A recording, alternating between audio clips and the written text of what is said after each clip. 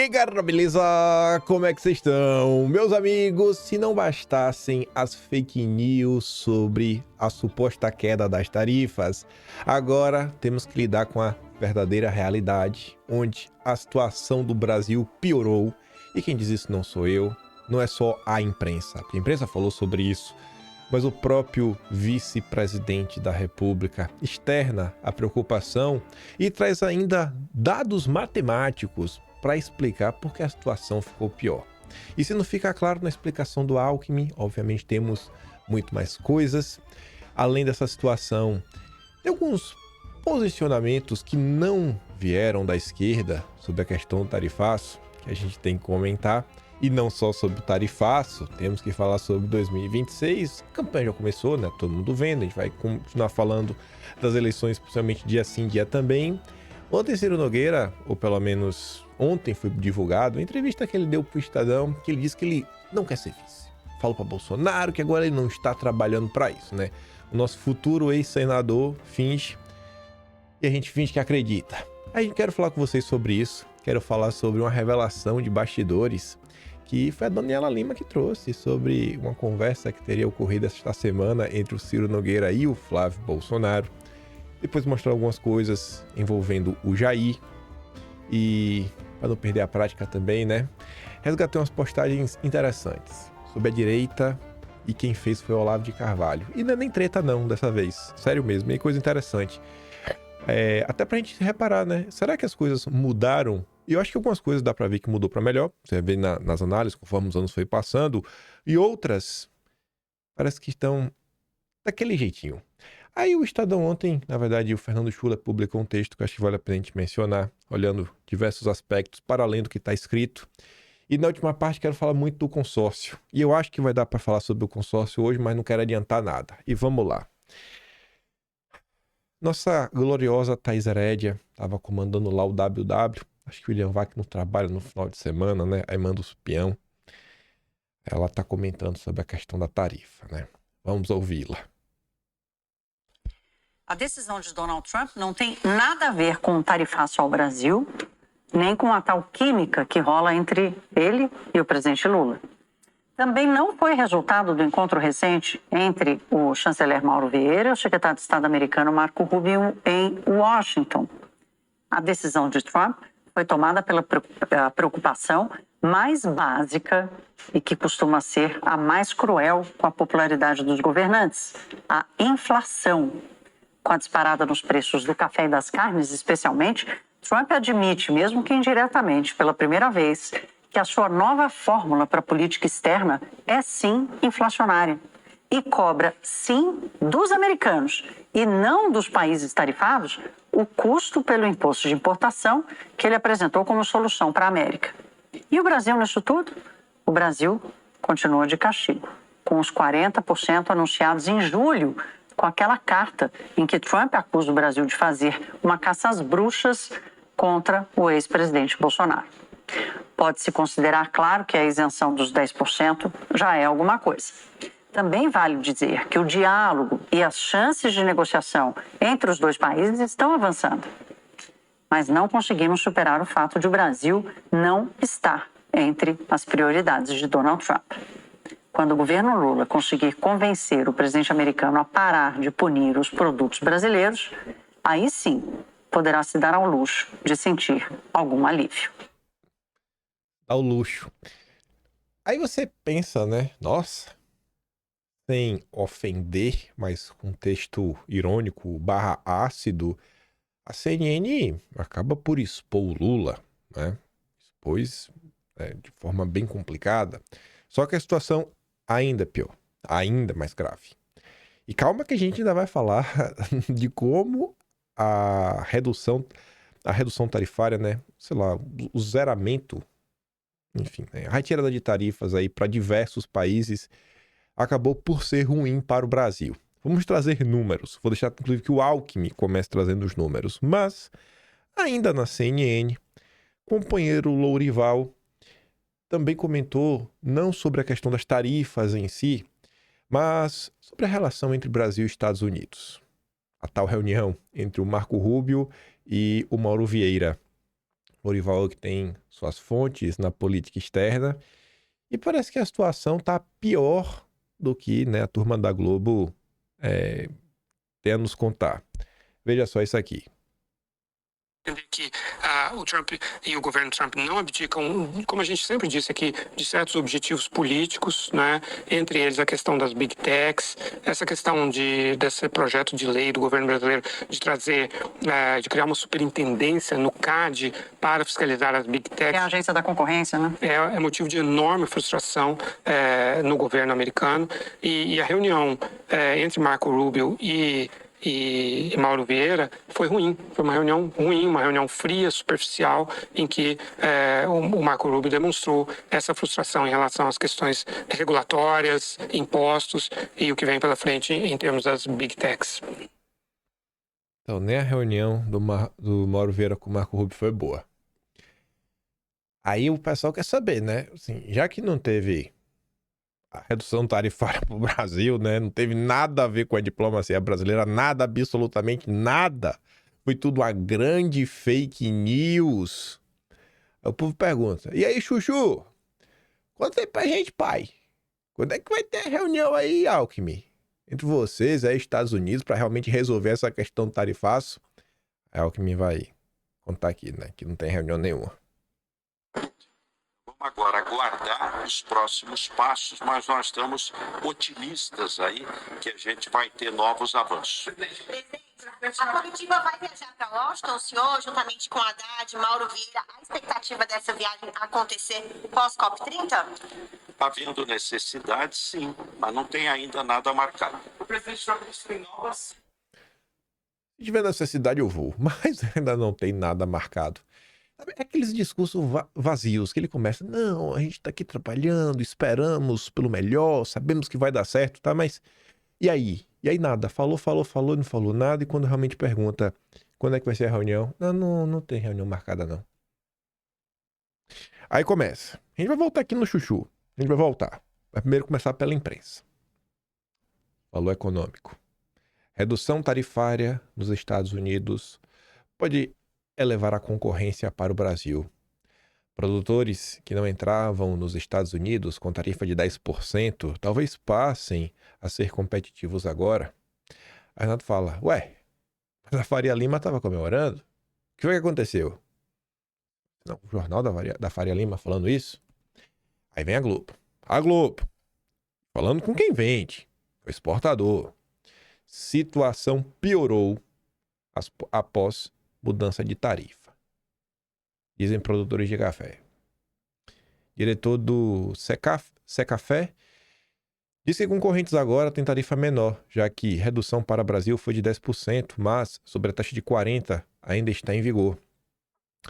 Piorou a situação para nós. Pensando em competitividade, a ordem executiva mencionada era relacionada a que institui os 10%, mas temos uma própria que estabelece 40% a mais e ela não foi mencionada. Só a gente ficou com tarifas e nossos concorrentes ficaram zerados, afirmou Marcos Matos, diretor-geral do Conselho dos Exportadores de Café, o Secafé, que vê o movimento como pressão para o governo brasileiro seguir negociações. Todos os nossos concorrentes ficaram zerados, que coloca a gente numa situação muito difícil. E aí você fica, pô, mas eu não estou entendendo. Você até falou que matematicamente, né, a coisa não fecha. Você vai começar a entender agora. O próprio vice-presidente da República teve que assumir que os seus companheiros, ele não apontou o dedo na cara, né, para falar, olha lá, os petistas que estavam ali celebrando, fizeram fake news. Ontem o Vinícius Carrion, até que compartilhou o vídeo do Lourival, ele perguntou, pô, não vai aparecer nenhuma empresa de checagem de fatos para pegar o Thiago dos Reis, Rui Costa, né, ministro da Casa Civil, Humberto Costa, Jandira Fegali, a menina lá do Rio Grande do Norte do PT, enfim, Marcelo Freixo, Randolph, não vai aparecer ninguém para mostrar fake news desse pessoal? Não. Não vai aparecer ninguém, não apareceu ninguém, óbvio. Aí o Alckmin aqui agora assume, né? Tá ali, ó. Alckmin confirma que mudança no tarifaço de Trump prejudicaram o café brasileiro, manteve 40%. E não só no café. Não só no café, nos outros setores também. Vice-presidente salientou neste sábado que Vietnã, um dos principais concorrentes no setor, teve tarifa reduzida de 20 para 0, enquanto o café brasileiro segue com tarifas de 40%. E aqui até, antes da Play no Alckmin, pensa o seguinte, antigamente todo mundo tinha tarifa, né? Então vamos supor que o preço cheio é 100%. Em cima do preço de 100%, você vai colocar uma tarifa para o Brasil de mais 50%, ou seja, o preço é 150%. E o preço do Vietnã era o preço cheio, o 100% mais 20% em cima, 120%. Então a diferença era de quê? De 30%. Vamos colocar assim, né? O do Brasil era 30% a mais. A matemática não é essa, a gente vai entrar nessa matemática já já. Então, pô, o café brasileiro estava 30% a mais, era o gap de diferença. Só que agora do Vietnã caiu 20%, enquanto do Brasil só caiu 10%. Então, esses 30 subiram para 40. Então o café do Vietnã passa a ser mais competitivo ainda do que o do Brasil. E o Alckmin vai falar sobre isso, né? Ele até começa tentando dar uma passada de pano, mas acho que ele não se aguentou e deu com a língua nos dentes. Vamos ouvi-lo. Presidente, nesse caso, o café brasileiro vai ficar menos competitivo do que os concorrentes, porque os outros vão ficar 0% e a gente vai ficar 40%. Como é que o senhor vê, então, a comparação do Brasil vis-à-vis os seus competidores no mercado americano?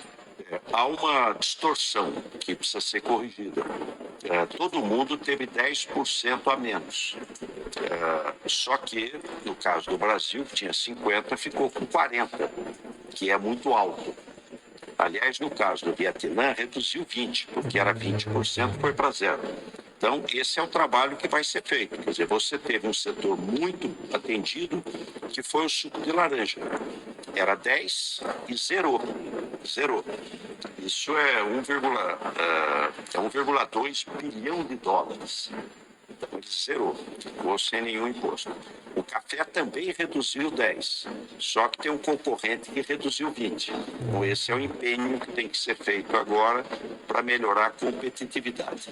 E tem toda a lógica que os Estados Unidos, o Brasil é o maior fornecedor dos Estados Unidos. 33% é o Brasil. E é o café arábica. No caso do Vietnã é o Conilon, é o Robusta. Então é um café que é o mais consumido nos Estados Unidos. Tem espaço aí para ter um bom trabalho. Olha, nós tivemos o encontro do presidente Lula com o presidente Trump na ASEAN, na Malásia. Foi muito bom o encontro. E, como consequência disso, o encontro do chanceler Mauro Vieira com o secretário de Estado Marco Rubio, que acabou de ter, faz 3 dias praticamente. Então vamos agora aguardar os próximos passos, mas nós estamos otimistas aí que a gente vai ter novos avanços. A comitiva vai viajar para Washington, senhor? Depois é a pergunta de Washington, né? Ai. Temos aqui uma tabela. Não foi 10 para todo mundo. Aqui alguns países. Aqui você vê que está em ordem alfabética. Só tá até a letra C. Mas você vê, ó. Afeganistão. Saiu de 15 para 0. Então foi redução de 15. Não foi 10% para todo mundo. Foi a tarifa recíproca.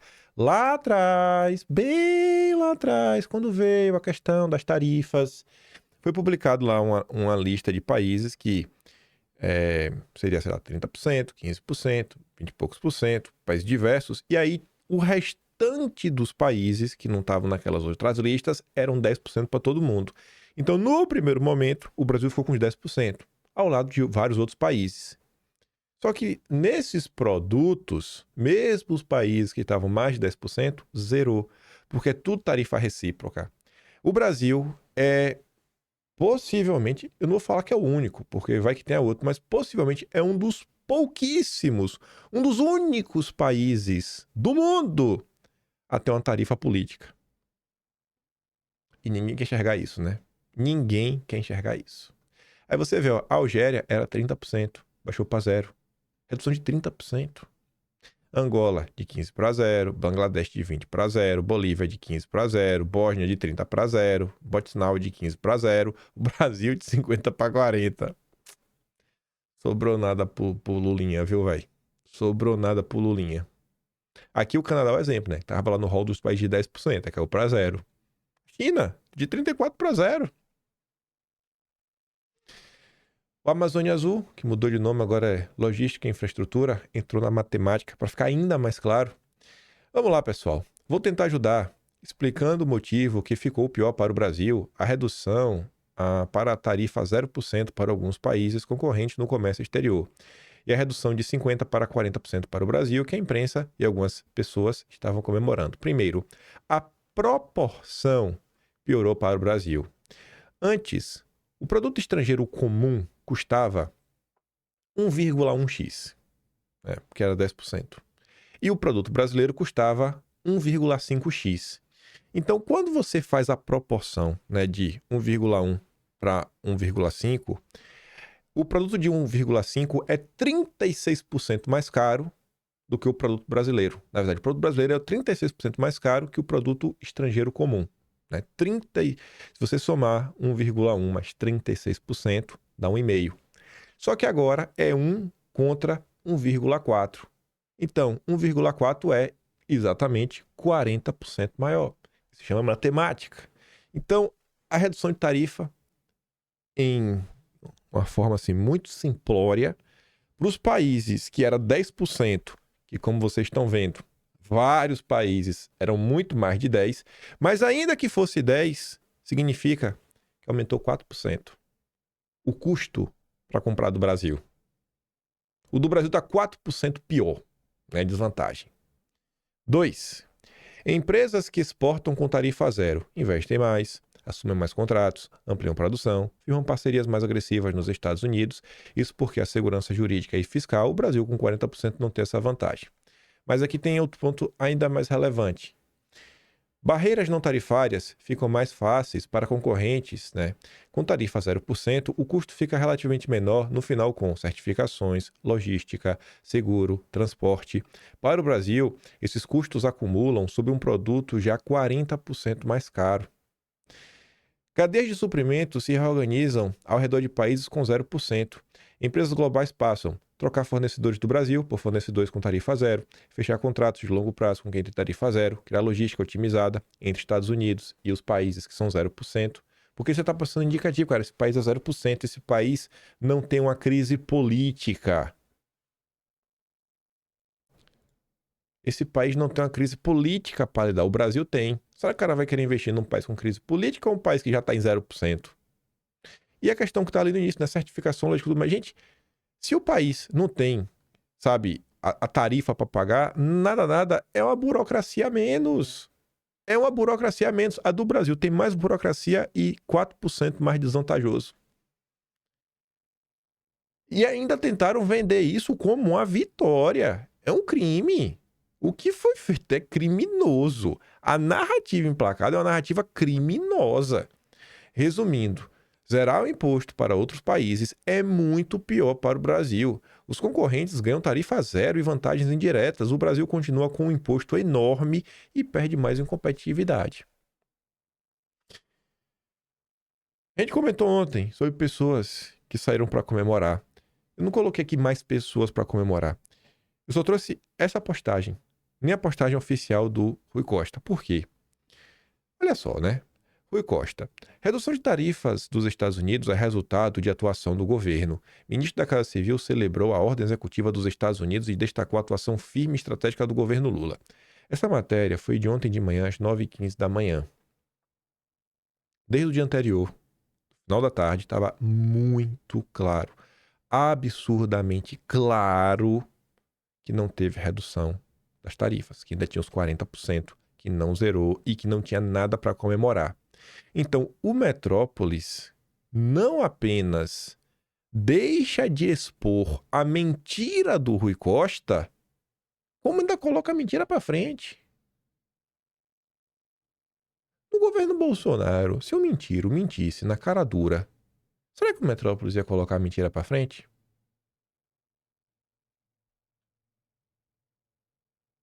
Aí não dá, Cadê a Lilian? Acho que é a Lilian Tarran, a diretora de jornalismo do Metrópolis. Cadê o Samuel Pancher, nosso marceneiro do Metrópolis, para dar um jeito nisso daqui? É o jornalismo militante. No final do dia é isso. Dá o fato. Por que não rebate? O jornalismo é repercutir o que políticos dizem ou é a busca pela verdade? Ou seja, parece que é só repercutir o que os políticos dizem. Bom, se o Rui Costa não nos surpreende, porque o PT vive da mentira, essa postagem aqui, por mais que eu não goste da pessoa, já perdi qualquer tipo de simpatia. Pra mim, realmente tá, sabe? Caiu com uma surpresa. Vamos falar dessa forma. Senadora Tereza Cristina vai posta o seguinte: finalmente uma notícia positiva e o início de alívio para nosso agro. Vocês acabaram de perceber, por análises matemáticas, até mesmo o vice-presidente da República, que não tem nenhum motivo para falar a verdade, assumindo, foi prejudicial para o país. Então, a Tereza Cristina já começa com a fake news, já começa mentindo. Os Estados Unidos reduziram parcialmente as tarifas para o café, carne castanha do Pará, açaí, banana e outras frutas tropicais. Os 40% não caíram ainda, mas temos visto sinais importantes de que a diplomacia estatal e empresarial podem fazer a diferença. Até o momento, como a gente viu também, né, até outro vídeo do Lourival para mostrar, mas ele já falou, né, a reunião não está indo bem, o Alckmin acabou de falar que por hora não tem nenhuma reunião marcada lá em Washington para resolver nada.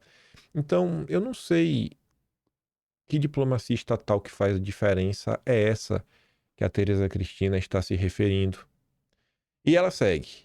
O governo, que nunca deveria ter se afastado do nosso segundo maior parceiro comercial, precisa continuar o diálogo com os Estados Unidos para que nossas exportações retomem o ritmo normal, garantindo renda e emprego para os brasileiros. O tarifaço não caiu ainda, mas há uma luzinha no fim do túnel. Vamos aguardar mais detalhes nas negociações e nós, no Senado, continuaremos atentos e batalhando pelo nosso país. Tereza Cristina, se tu trabalhasse pelo país e quisesse derrubar as tarifas, você já tinha aprovado a anistia. Está na mão de vocês. Os culpados são vocês, senadores, vocês, deputados. E você fica bancando, né, heroína. Aí a Atsuki coloca ali um vídeo da CNN, já mostro, e ela fala assim, ó, segundo o Lourival, não existiu diplomacia, não existiu acordo, a redução não tem nada a ver com o Brasil, a reunião entre Marco Rubio e Mauro Vieira foi fria e superficial. Questões políticas como Big Techs, regulação e censura foram uma das reclamações de Rubio e o governo dos Estados Unidos estaria furioso. Eu entendo o governo e petistas tentarem vender uma narrativa conveniente, mas a senhora repetir esse enredo é no mínimo lamentável, sabe? Feio, coisa feia. Por isso que eu falei, Eduardo camisa 10. Não! Tudo que foi feito em qualquer país de pessoas decentes, todas as ações de Eduardo, em especial a Magnitsky, teriam sido utilizadas em um país de pessoas decentes para pressionar o sistema, né, os danadinhos, a retomar a normalidade democrática do país. Mas pessoas como Tereza Cristina viram a oportunidade perfeita para tentar destruir o bolsonarismo. Mas vamos ver aqui. Mais uma fala do Lourival.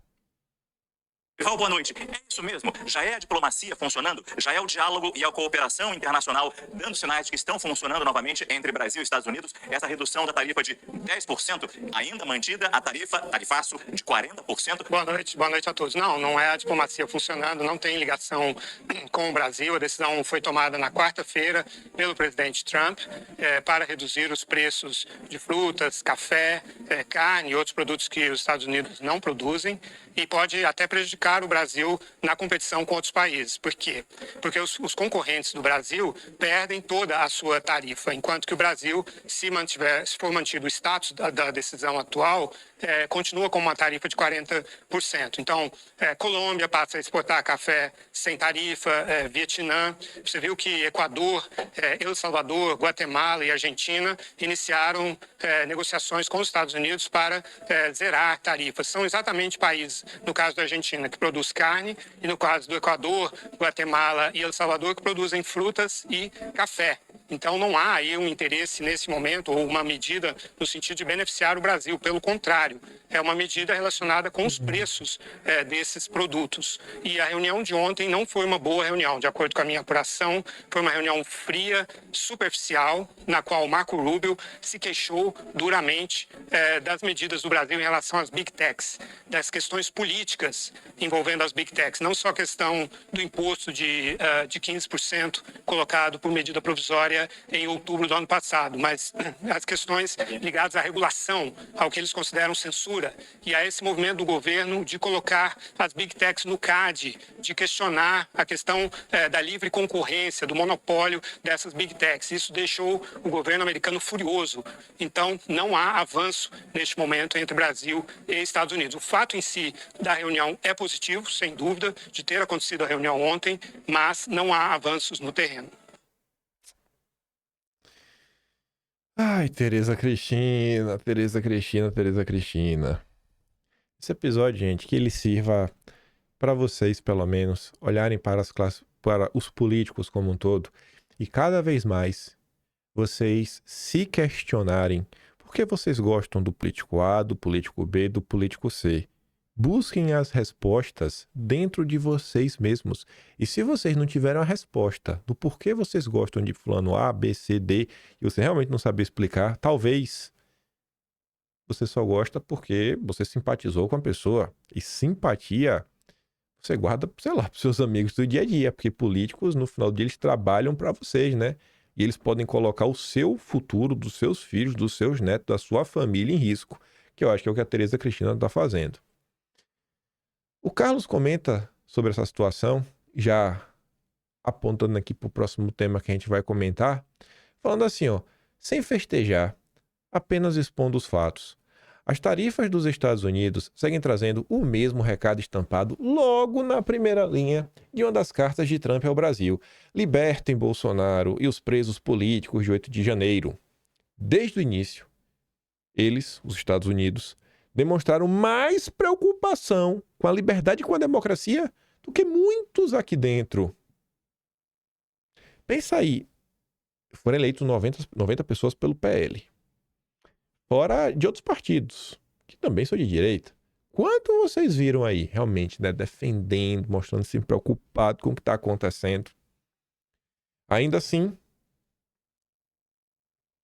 as meretrizes do sistema, dos bancos campeões mundiais de lucro, passando pelos Farinha Limes, pelos liberais gulosos, adoradores do espelho, pela imprensa da garganta profunda, mentem, empurrando o Brasil rumo à ditadura, aos moldes de Cuba. Enquanto isso, quem luta pela liberdade é rotulado, perseguido, preso e tratado como inimigo. Bem-vindo ao país onde o poste mija no cachorro. E vamos falar desse país. Vamos começar aqui, né, pelo poste. Vamos falar pelo poste que adora mijar no cachorro. Ciro Nogueira deu entrevista para Vera Rosa do Estadão. Para falar que ele não é serviço, não. Não é serviço, não. Ciro Nogueira, esse cara é uma onda, viu? Escuta só. Senador, há uma avaliação corrente no mundo político de que a direita está batendo cabeça na escolha desse candidato para enfrentar o presidente Lula, não conseguindo se unificar. Há espaço para uma terceira via na próxima disputa? Eu acho difícil. Porque nós temos os dois líderes populares, os maiores líderes populares dos últimos 50 anos, que é Lula e Bolsonaro. Uhum. É muito difícil qualquer candidato prosperar uma terceira via sem o apoio dos dois. Eu não vejo possibilidade disso acontecer, não. Mas o senhor acha que é possível a direita se unificar em torno de um nome para o primeiro turno? Eu não acho possível, não. Eu tenho certeza que isso vai acontecer. O instinto de sobrevivência, a importância dessa eleição para o futuro do Brasil não vai nos permitir nós errarmos e, por conta de disputas menores, não colocar os interesses do Brasil acima de interesses pessoais. O senhor gostaria de ser candidato a vice-presidente na chapa, uma chapa liderada por Tarcísio? Eu, na visita, um dos grandes objetivos que eu fiz ao presidente Bolsonaro na última vez foi para comunicar que meu nome não está disponível para isso. Eu vou ser candidato ao Senado pelo meu estado, acho que tenho que cumprir meu papel no Piauí. E tudo o que eu estava falando estava desvirtuando porque eu queria ser vice. Para encerrar essa situação, eu comuniquei ao presidente que vou ser candidato ao Senado. Comuniquei ao presidente que vou ser candidato ao Senado. Bom, Ciro Nogueira falou que não vai ter picuinha que afaste a possibilidade da direita estar junta no primeiro turno. Vamos ver. Uma candidatura do próprio Jair, do Eduardo, do Flávio. como será aí o posicionamento do Ciro Nogueira. Beleza. Aí, Daniela Lima traz uns bastidores do Ciro Nogueira. Adoram fofoquinha. A Pri fala assim, ó, Daniela Lima revela bastidores de bastidores de que Flávio Bolsonaro teve uma discussão muito acalorada com Ciro Nogueira, na qual Flávio acusou Ciro de estar trabalhando de olho na vice do Tarcísio e não no que era melhor para a direita, e que, se fosse o caso, ele mesmo se candidataria para representar o bolsonarismo. E o Vinícius comenta, é interessante a primeira afirmação em que Flávio defende o legado do bolsonarismo ante ao apetite de Ciro Nogueira. Ciro é parte do problema e, até o momento, não entregou nada para Bolsonaro. A família Bolsonaro precisa afastar esse seu de perto do Jair. Vamos ver aqui nossa gloriosa Dani Lima. Contam os bastidores, né, que o Flávio Bolsonaro e o Ciro Nogueira tiveram uma discussão muito acalorada, na qual o Flávio Bolsonaro acusou o Ciro de estar trabalhando de olho na vice do Tarcísio de Freitas e não de olho naquilo que era melhor para a direita. E diz que, se fosse o caso, ele próprio seria, assim, o nome da família a representar o bolsonarismo. Por que isso é um problema grande para a direita e para o centrão em especial, né? Porque se houver dois candidatos do mesmo campo, a vida do presidente Lula, que hoje diz que vai disputar a reeleição, vai ficar muito mais fácil. Porque você pega 48%, que seja, vou partir do princípio que o bolsonarismo não perdeu um voto de 22 para cá. Se você pega esses 48, divide entre metade, ou mesmo 2/3, 1/3, fica mais fácil para que, em votos válidos, o petista obtenha talvez uma vitória até em primeiro turno. Aliás, o que muita gente que resistiu. Os ministros, o Celso Sabino do Turismo, por exemplo, deu uma entrevista para o UOL há pouco tempo, dizendo: a direita vai se dividir e o Lula vai ganhar em primeiro turno. Por quê? Porque, se isso acontecer, de fato, facilita ali a vida para o campo da esquerda. Agora, qual também é a questão, né? Ao colocar o corpo no meio das discussões sobre Tarcísio de Freitas, o Flávio compra tempo para o pai dele. Como compra tempo, Daniela? Ele obstaculiza de maneira eficiente uma eventual reunião dos partidos de centro, todos em torno do governador de São Paulo, já para em janeiro apontá-lo como o nome de Jair Bolsonaro. Quanto mais adiante isso ficar, mais pressionado o Tarcísio vai estar, inclusive pelo tempo de desincompatibilização. Se quiser ser candidato à presidência, ele precisa sair do governo de São Paulo.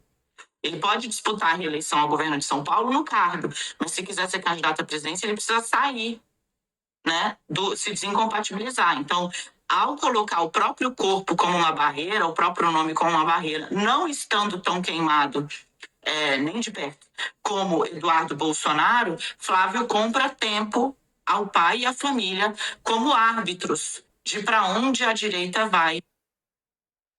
Inclusive aumenta o poder, qualquer poder de barganha, até com esses partidos, né? Até o último momento. Então, a turma do Ciro Nogueira não tem motivos para celebrar. Pergunta se eu tenho pena do Ciro Nogueira. Pergunta se eu tenho pena do Ciro. O Carlos ontem fez essa postagem também. Ele começou falando da trajetória política dele. Eu achei que era uma postagem, sei lá, avisando, e ele ia falar de Santa Catarina no final do dia, mas não. O tweet foi tomando outros contornos. Ele fala assim, ao longo de quase 25 anos de atuação no Poder Legislativo, distribuídos em 7 mandatos consecutivos com recordes históricos de votação, construiu uma trajetória consolidada com resultados eleitorais crescentes e participação direta na viabilização política de incontáveis agentes públicos. E a viabilização de pessoas não é só porque o Carlos teve votação, né, uma grande votação, e por conta disso ele colocou alguém como vereador. O movimento bolsonarista que está aí, né, e que nós estamos aqui, né, que aí vai não só dos políticos eleitos, mas desse ecossistema de influenciadores, jornalistas, comunicadores, dos mais diversos. Então, isso daí tem um dedo não, né? Tem o DNA inteiro aí do Carlos, por mais que alguém tente negar isso. Muitas dessas contribuições ocorreram sem qualquer vínculo pessoal, baseadas exclusivamente na avaliação de alinhamento programático e potencial de contribuição para o fortalecimento de determinadas pautas e diretrizes nacionais. As decisões tomadas ao longo desse período representaram renúncias significativas em termos de estabilidade e projeção política futura, jamais motivadas por interesses individuais e financeiros, coisa prioritária para algumas pessoas. E eu acho, mais uma vez, que isso daqui é inquestionável. Com as votações do Carlos, ele facilmente se elegeria, quiçá, deputado estadual, ia ter, né, um respaldo maior, uma qualidade melhor, porque, pensa o seguinte, você é vereador, quem é que está abaixo de tu? Ninguém. Tu é o vereador, tá na base. Agora, quando você é deputado estadual, a depender, e se você é um cara popular como um Bolsonaro, nada, você já faz dobradinha com alguém. E nada, pô, o deputado tem emenda e tudo mais, você já tem uma base de vereadores que trabalha para você. Tudo é muito mais simples, muito mais gostoso. Fica ali no Rio de Janeiro de boaça, não vai ficar preso na cidade do Rio de Janeiro, pode dar uma banda no interior, sabe? Muito mais confortável. Não quis. Podia ser deputado federal, podia ter pleiteado outro cargo, em especial em 2018. Mas não, vou ficar aqui como vereador, porque, inclusive, pediu licença para, vamos ajudar aqui a realmente eleger um presidente de direita. Já outros, aí tem outras prioridades. Principalmente, eu não nem vou falar que é prioridade financeira, é muito mais interesse individual. Interesse individual, projetinho. No cenário atual, observa-se que parte significativa dos beneficiados por esse esforço coletivo, porque não é um grupo minoritário, não fica aí se enganando que é um ou dois, adotou postura de distanciamento ou descarte, o que evidencia uma dinâmica política cada vez mais orientada por conveniências imediatas. Ainda assim, eu não tenho arrependimento quanto às escolhas realizadas, pois a lógica de contrapartida nunca foi o parâmetro das minhas ações, deixando para o povo sempre amadurecer e entender as exposições. Aqui ele deixa a bola para vocês, né? Amadurecer, se politizar, entender as coisas, não ter esse olhar tão romântico para tudo que acontece, sabe? Às vezes tem muitos sinais por aí. Este registro tem por objetivo apresentar uma reflexão óbvia sobre o ambiente político a cada ciclo eleitoral, marcado por sobreposições de interesses, baixa reciprocidade institucional e impacto direto sobre a vida pessoal e familiar de quem atua de forma transparente e comprometida. Registro, por fim, meus cumprimentos a todos. Aí, dá logo aqui play, primeiro no vídeo, depois eu leio o que o Mário Frias e a Atsuki falaram. Veja esse bate-bola na CNN entre a Jussara, o Caio Junqueira e a Thaís Herédia. Eduardo Bolsonaro tem se isolado pela quantidade de brigas, né, e desentendimentos que ele vem travando, inclusive com ex-aliados, podemos dizer, da direita. Membros da oposição já estudam alternativas e não garantem sequer que ele volte ao Brasil. Se condenado e a depender do andamento do processo no Supremo, Eduardo pode ficar inelegível em 2026. O próprio Eduardo Bolsonaro, ele quer que isso aconteça. Isso reforça o discurso dele de que ele, assim como o pai, o ex-presidente Jair Bolsonaro, sofre uma perseguição do Supremo Tribunal Federal. Tem alguém... O Eduardo quer que isso aconteça. O Eduardo quer ser perseguido, né? Olha o nível de loucura. Qual é a lógica dele querer ser perseguido? Para ter o discurso, mesmo sabendo que, sei lá, porque esse caminho que ela tá apontando não leva, sei lá, uma inelegibilidade. Então, é um vale... assim, não faz sentido nenhum. E ela e a CNN depois, né, colocam Eduardo como Eduardo vai pra cima dos seus aliados. Nunca é uma reação. É como se todo mundo sempre tivesse quietinho, de boa. Não fizeram nada demais. Aí do nada aparece Eduardo, né, o grande radical chutando o pau da barraca.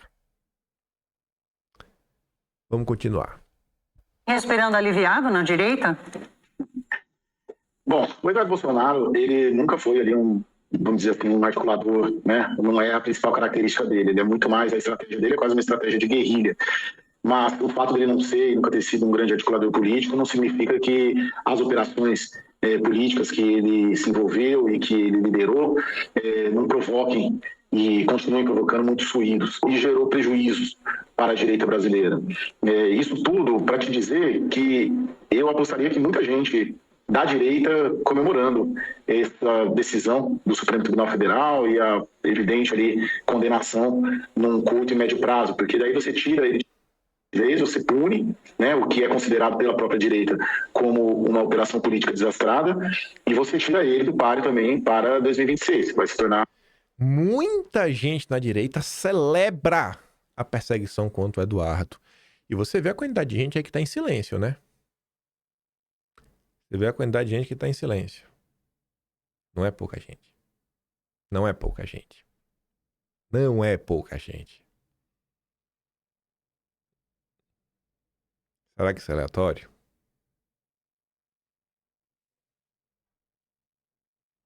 Ó.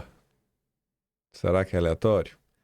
Aí o povo acha que é brincadeira, né? E vai ficando cada vez mais clara a coleirinha do Deltan nessa galera. E ainda mais porque você vai tirar Eduardo, abre caminho. O Salles deve estar feliz da vida, né? O Sabugosa já tinha sido rifado. Aí agora aquele voto de chantagem, né? Ou você vota em mim, ou a esquerda vai levar o Senado. Tem muita gente aí, né, que tá feliz da vida com a perseguição contra Eduardo. Um sujeito inelegível, né? Então, acho que grande parte da direita, tirando esse núcleo duro mais bolsonarista raiz, comemora, surpreendentemente até, essa posição e essa decisão do Supremo e a provável condenação quando ela vier. Nesse meio tempo, o que eles querem, de modo geral? A família Bolsonaro quer ter algum tipo de encaminhamento, Thaís, sobre o futuro do bolsonarismo, porque já há uma reclamação de que nesse período em que Bolsonaro está em prisão domiciliar, muitos já têm visto aliados tentando se distanciar, soltando a mão de Bolsonaro, inclusive para saber se dá para seguir sem Bolsonaro. Essa é uma percepção de integrantes da família, de pessoas muito próximas do núcleo Bolsonaro, do núcleo duro de Bolsonaro. Ai, não vou falar nem do Pedrinho, do Cid Pica-Pau Amarelo, para depois não reclamarem comigo. A Tsuki fala assim, ó, Eduardo briga com ex-aliados da direita e está isolado. A Tsuki fala, peraí, ele briga ou reage? A imprensa, assim como boa parte da direita, ignora a ação e reage à reação. E o Mário, né, basicamente pega a mesma coisa que a Tsuki coloca, né? Coloca aspas de novo, briga ou reage? A imprensa, boa parte da direita permitida, finge não ver a ação, mas se incomoda profundamente com a reação, né? Se não ficou claro o que a Tsuki falou, o Mário reforça. E depois ele sai em defesa de Eduardo, né? Mostrando aí que, bicho, qualquer pessoa minimamente honrada ia sair na defesa do que é certo, né? No mínimo. E se defender, né? Porque se defender neste país é errado. Você tem que apanhar calado. Você tem que apanhar calado. Aí o Carlos também reforça, né? Tem muito método. Aniquilar o nome Bolsonaro é a meta número 1 desde sempre. Infelizmente, jamais qualquer um pensaria que seria de forma tão cruel e dissimulada. O sistema está nu. Aí, gente, sobre direita permitida, tudo mais. Tive de dar uns bizus. Na verdade, o que me levou a dar um bizu em Olavo foram algumas coisas que eu achei, mas que eu acho que não é o momento de comentar, porque ia ser muita gritaria e não sei se também ia servir de nada pro presente momento. Mas tinha umas postagens curiosas do Olavo. Em algum momento a gente vai falar sobre isso. Mas, indo atrás de algumas postagens que eu sabia o que eu queria procurar, eu vi o Olavo usar um termo que era direitismo. Eu falei, cara, deixa eu ver umas coisas aqui ligadas a direitismo. E eu achei algumas postagens muito boas, que eu acho que encaixam como luva, para você ver o Brasil no passado, mais distante, não tão distante, e comparar com os dias de hoje, para você ver que não é maluquice, você não tá ficando louco, né? Não é uma teoria da conspiração sem pé na cabeça, é real, o que está acontecendo é real, e é o status quo desde sempre. E eu tô falando do quê, ó? Veja só. No Brasil, a medida máxima do direitismo admitido, a direita permitida, o máximo que você pode ser é o Arnaldo Jabor. Se o sujeito disse alguma coisinha contra o PT, no instante seguinte, tem de dar o mesmo tratamento ao Trump para não se sentir mal. Isso em 6 de fevereiro de 2017. Aí vai para 10 de julho. Ah, já entendi. O máximo de direitismo admissível é o Dória. Naquele momento ali, Bolsonaro já era extremista. Não dava para aceitar Bolsonaro. 30 de dezembro de 2019. No mundo, esse texto aqui é a cara do Ciro Nogueira.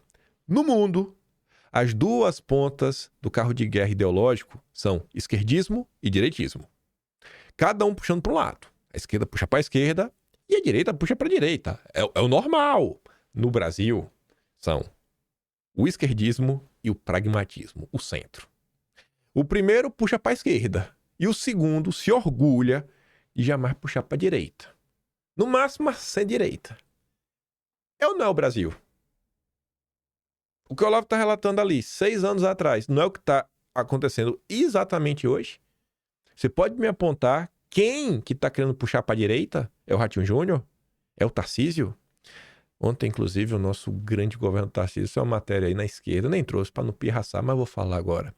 O Tarcísio é defensor do Estado mínimo. Aí ele criou uma secretaria que empregou lá uns aliados da primeira-dama. Então parece que Estado mínimo é só para os outros, né? Para quando é família, é Estado máximo.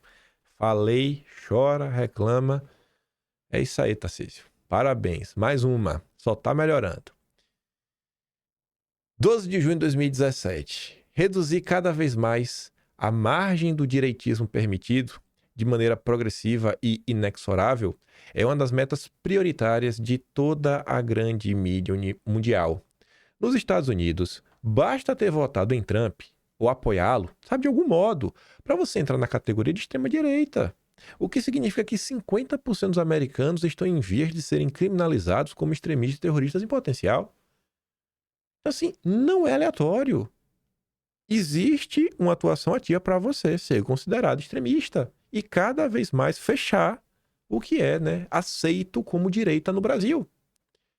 E aí, voltando ainda mais no tempo, na época que a direita era o Aécio Neves, 5 de novembro de 2014, aquela eleição Dilma versus Aécio. Nas eleições presidenciais de 2006 e 2010, o senhor Lula festejou o fato de que todos os candidatos eram de esquerda, considerando isso a perfeição da democracia. Desde então, tornou-se hábito geral da mídia iluminada tratar o PSDB, ora, como partido de esquerda, para celebrar a perfeição da democracia, e ora, como partido de direita, para assinalar que ele representava o máximo de direitismo admissível. Se você está além do PSDB, você é extremista. Enfim, né? E com isso, condenar como extremado o que quer que estivesse à direita de José Serra, isto é, da direita da esquerda. Com isso, tornou-se a coisa mais fácil do mundo banir para sempre e toda e qualquer opinião de direita e continuar fazendo de conta que no Brasil reina o mais lindo pluralismo democrático. Coloquei esse texto aqui, mas deixa eu só conferir. Tá na sequência. Eu fiquei na dúvida se eu colocava 3 postagens extras do Olavo antes ou depois desse texto.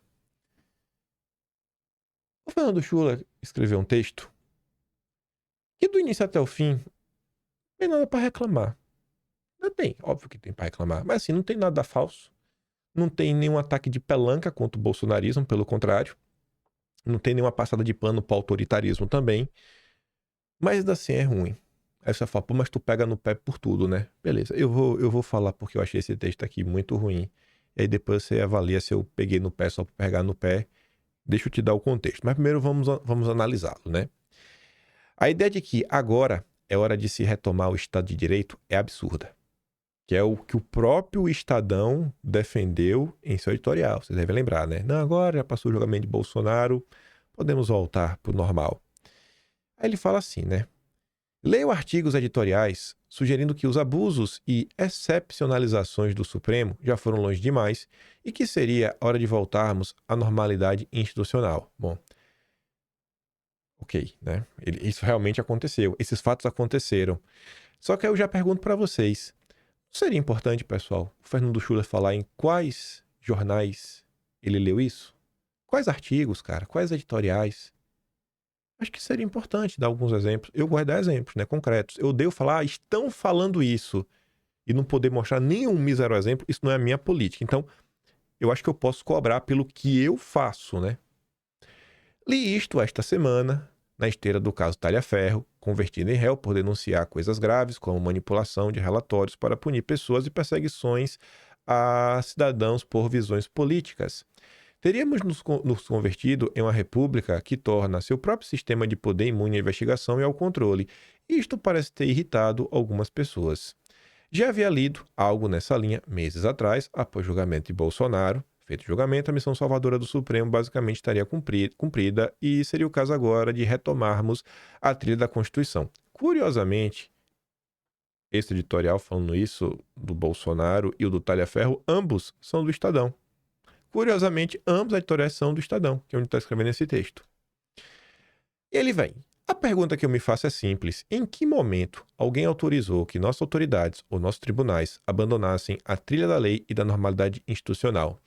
Deixa eu ver, autorização. Deixa eu pegar um bom marco para autorização. Um bom marco para autorização. Olha, eu acho que setembro de 2019 dá para ser um bom marco. Setembro de 2019... Se não foi setembro, foi no início de outubro. A gente tem o Blogueiros de Crachá, da revista Cruzoé, que passa os alvos para dar gás na CPM das fake news e finalmente começa a levar as pessoas da direita. E quando a Vera Rosa do Estadão publica pela primeira vez a matéria com o termo Gabinete do Ódio. Essas matérias não estão autorizando a perseguição. Mas quando você faz duas matérias para incriminar pessoas, por inferência lógica, se você está tentando criminalizar alguém é porque você quer que o sistema vá para cima dessas pessoas. Logo você autoriza o sistema aí. Então, chula, se tu quiser uma data, eu te dou a data. Setembro de 2019. Ali já tem autorização. Pode para pode perseguir. Pode perseguir. Sua colega de trabalho, de redação, a Vera Rosa, fez esse papel. Felipe Moura Brasil, não sei se é seu amigo. A desrespeitar o juiz natural, converter a Suprema Corte em primeira instância para cidadãos comuns ou mandar tirar cidadãos da internet em casos explícitos de censura prévia, a verdade é que muita gente autorizou, sim. Na mídia, nos próprios editoriais, na academia, a própria ideia de que agora é hora de se retornar ao Estado de Direito é absurda. Quero até olhar aqui, olhar para o celular. Blogueiros de Crachá, quero só ver quando é a data dessa matéria. Blogueiros de Crachá, deixa eu só ver a data. Blogueiro de Crachá. 11 de outubro, ou seja, foi no início de outubro. E a da Vera Rosa foi em setembro. Então, para botar ali, final de setembro, a da Vera Rosa é 16 de setembro e 11 de outubro é o Felipe Moura Brasil. Uma democracia se define exatamente pelo fato que ninguém tem o poder de definir em que momento respeitar ou não a Constituição, de modo que o apelo dessas pessoas foi inócuo.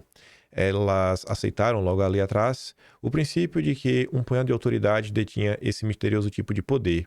E se isto era legítimo até o mês passado, por que raios isto não seria agora? Porque agora elas deveriam relaxar, descuidar das fake news, sempre mais perigosas, da democracia, sempre ameaçada pelo fascismo eterno, logo agora que andamos à véspera de um ano eleitoral. Porque elas deveriam desligar o seu modo militante, seguindo o mesmíssimo princípio que todos aceitaram alegres até o último verão. Quem sabe ajudasse se estas pessoas reconhecessem que a relativização das leis em nome de uma sedutora democracia militante sempre foi um erro, o nome elegante para abuso de poder. Isso daria alguma credibilidade para sua crítica, mas intuo que não ajudaria muito. Criar uma lógica de exceção em uma democracia é relativamente fácil. O difícil é encontrar o botão que desliga o monstrinho depois. E depois ele termina falando, né, que novos mecanismos, aparelhos, prerrogativas, exceções, né, isso foi sendo criado. E aí, por que alguém abriria a mão do poder de inventar leis e tipos penais, mandar calar, bloquear, né, bloquear condicionalistas, fazer desaparecer denúncias contra si mesmo e punir sob aplausos seu próprio denunciante? Quem abriria a mão desta embriaguez de manejar as peças do jogo social? Observando o Brasil de hoje, diante do medo, da sociedade fragilizada e passiva, digo que ninguém parece ter uma boa resposta. Eu tenho uma resposta boa para o seu texto, que é o quê? Eu vou voltar para cá. E depois eu trago as postagens do Olavo para reforçar. Em primeiro lugar, sem nenhum tititi, sem aumentar, sem teoria da conspiração. O Fernando Schuller só foi contratado pelo Estadão porque o Guzo faleceu. O Estadão tem cota de pessoas de direita. Isso não é piada, isso daqui não é aumentar. Ele foi contratado para entrar no lugar do Guzzo, porque o Guzzo era pessoa de direita do Estadão. Acabou. Só por causa disso. O Fernando Schuller, ao escrever isso, ele já é a direita permitida. Até porque ele é um liberal, ligado ao PSDB, né? Tem toda uma história aí do tucanato. O Estadão adora. Segundo ponto. O Estadão faz isso para pegar aquele eleitor de centro, que eles adoram falar, e esse texto serve como uma luva para falar o quê? Olhem, o Estadão denuncia e critica quem relativiza a democracia. Só que é o próprio Estadão que fez isso. Então, se a pessoa não sabe que o Estadão apoiou o regime, patrocinou a censura e deixou claro que agora podia voltar à normalidade, se a pessoa não sabe disso, ao ler um texto como esse, o que o cara pensa? Olha, o Estadão tá do lado certo, né? Não gosto do bolsonarismo, mas fico feliz de ver o Estadão assim. Então, um texto como esse, quando você não cita o Estadão como a causa primária de todo o mal, você ajuda a limpar a barra do próprio jornal. E o terceiro e último aspecto, ele é muito simbólico. Esse texto foi publicado no dia 15 de novembro de 2025. Os golpistas, que são patrões do Fernando Schuller, que pagam o salário dele, que é a família Mesquita, eles fomentaram o golpe. O Estadão foi criado para ser o veículo do golpe. O veículo de propaganda do golpe. Desde 1875. Isso não é achismo. Está datado. A turma ontem do Quinto Elemento, inclusive, publicou um documentário sobre a bucha, que eles vão se debruçar também sobre outros aspectos da bucha, alguns que eu nem comentei em vídeo, vale a pena vocês verem. Então, assim, no dia de expor os golpistas do Estadão, o Fernando Schuller entra para passar pano, cara, porque ele está passando pano. Você tá omitindo as pessoas que fizeram isso. Aí para você ver que essa birra não é de toda, né? Olavo, 3 tweets do Olavo. 80% dos que fazem carreira de direitismo no Brasil são moralmente desprezíveis e indignos de confiança. Isso aqui eu só coloquei, mas não acho que é o caso do Schuller. Só que aí vem, né? O bomocismo é a doença infantil do direitismo. Você é bonzinho, Celso bonzinho, eu não quero brigar com ninguém, eu não quero embates, eu não quero colocar dedo na cara, eu não quero dividir a direita. Sabe, tu tá sendo infantilóide com isso daí. Mas acima de tudo mesmo, acho que o tweet que o Fernando Schuller deveria... Tweet não, né? Um post de Facebook em 2 linhas, Fernando Schuller. No Brasil de hoje, a única boa ação que se concebe é falar mal do que é mal. Isso é tido como tão bom que dispensa de fazer o bem. Né? Olha, ele falou mal do que é mal. Tá, mas... Isso é pouco, cara. A gente tem que parar de normalizar isso daí. Não dá pra normalizar isso. É muito pouco. Ainda numa data como ontem. Essa república golpista, oligarca. Sabe? Tu tinha que expor teus patrões. Tu só tá aí porque o Guzzo faleceu. Não tem outra coisa pra falar. E aí, pra gente não ficar de bom mocismo, eu já coloquei aqui numa ordem mais ou menos. Primeiro, olha a data da imagem. Coloquei numa ordem aqui 3 tweets pra gente falar de um assunto polêmico. 29 de maio de 2025. Quem é esta senhora? Ana Cibutti, advogada de diversas vítimas do 8 de janeiro. Ela estava lá, como pode ver na Câmara dos Deputados, Comissão de Direitos Humanos, Minorias e Igualdade Racial. Prisão dos envolvidos nos eventos do 8 de janeiro. E ela estava denunciando lá o quê? A agressão que a dona Jusilene tinha sofrido. Deve lembrar, né? Uma senhora idosa, tomou murro no olho, foi agredida dentro da própria cadeia. E agora, dia 12, a doutora Ana fala assim, hoje a senhora Jusilene Costa do Nascimento, 62 anos, condenada a 14 anos por tentativa de golpe, finalmente teve prisão domiciliar concedida. Uma mulher idosa, que no dia 4 de agosto de 2025, enquanto se preparava para dormir, foi agredida por outra detenta dentro do presídio e ainda assim teve a sua dor ignorada por meses. Em maio eu estava denunciando. Mesmo eu sendo denunciada pelo presídio, perseguida e desrespeitada, no exercício da advocacia, valeu a pena cada minuto de trabalho que desenvolvemos. A defesa, composta também pelos doutores Hélio Júnior e Taniele Teles, não cedeu, não se calou e não recuou diante da violência institucional. Hoje, Juscelene vai dormir em casa e rever o seu filho. Aí você vê, né? Aqui, essa foto aí, em maio não foi a questão da agressão, né? A agressão foi no dia 4 de agosto. Manter isso na cabeça. Agosto.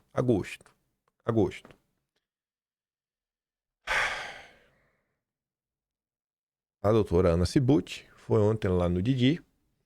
Fez uma revelação muitíssima cabulosa, viu? Escutem o que ela vai falar. Escutem o que ela vai falar sobre o caso da Juscelene, da dona Juscelene, que foi espancada. Olha o que ela tem a falar.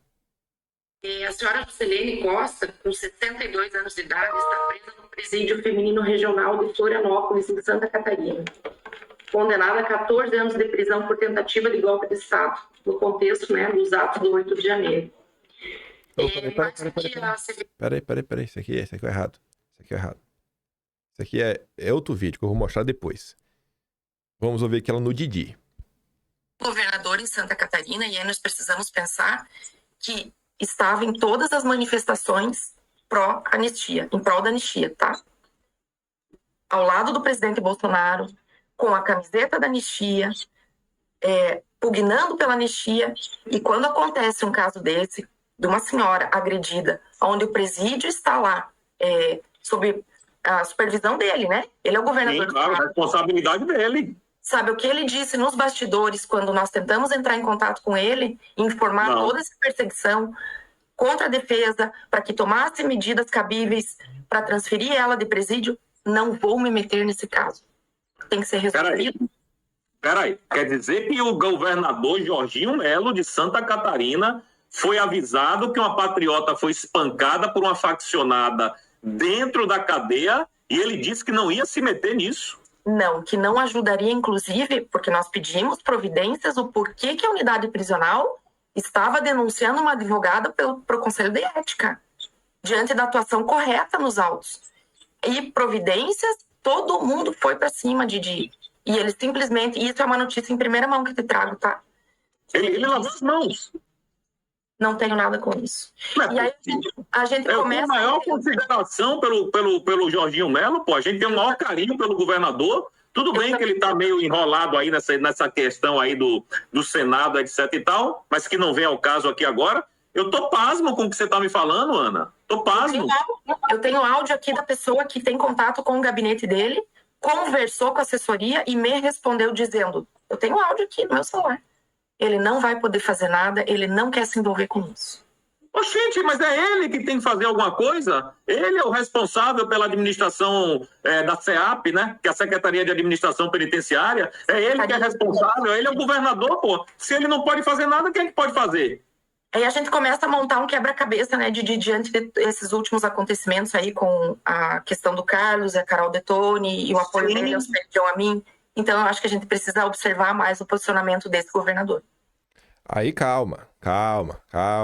Eu sei que muita gente vai se questionar, mas poxa, falar isso nesse momento, quando tem essa confusão do Carlos, tudo mais, pipipi, popopô, e eu sei que vocês vão perguntar isso. Ontem, inclusive, uma pessoa, Maratá, eu vi, seu questionamento foi justo, né, de por que esse tipo de informação só via à tona agora. Mas ouviram trazer respostas, óbvio, né? Trazer respostas, é por isso que eu vou ficar com raiva. A treta em Santa Catarina começou quando 31 de outubro. Até dia 31 de outubro não tinha problema, porque Bolsonaro falou que ia ser o carro lá em junho, ninguém reclamou, tá tudo maravilhoso, ninguém tava cobrando o Jorginho Melo de nada. É a partir de 31 de outubro, ou seja, se a gente achar qualquer coisa antes de 31 de outubro, não tem nenhuma ligação com o caso do Carlos.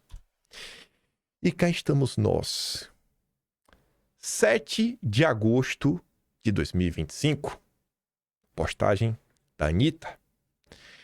Eu gostaria que o governador Jorginho Melo se posicionasse a respeito da situação dessa idosa de 62 anos que foi torturada por outra presa no presídio de Florianópolis, pois foi colocada na mesma cela de outras presas onde foi espancada.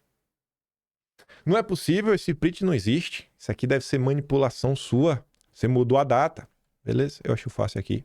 Como é uma coisa muito polêmica, acho que vale a pena abrir aqui o site oficial do Twitter, né? O Twitter, e atualizar. Bota aqui, Anitta. Lá. Anitta. Olha lá. Tá vendo aqui a postagem, né? 7 de agosto, ó. Cliquei, ó. Você vê. 7 de agosto. 7 de agosto. Vamos ouvir. 7 de agosto. Vamos ouvir a denúncia de 7 de agosto. A senhora Juscelene Costa, com 62 anos de idade, está presa no presídio feminino regional de Florianópolis, em Santa Catarina. Condenada a 14 anos de prisão por tentativa de golpe de Estado, no contexto, né, dos atos do 8 de janeiro. Mais do que a severidade ali da questão da pena, da aplicação da pena, o que nos choca ainda é a condição que essa senhora vem sendo submetida. Na última segunda-feira, dia 4 de agosto, a senhora Juscelene foi violentada e agredida dentro da cela por outra detenta, outra colega de cela. A agressora atacou a ela de forma covarde, né, enquanto ela se preparava para deitar, pronta já, né, praticamente para dormir.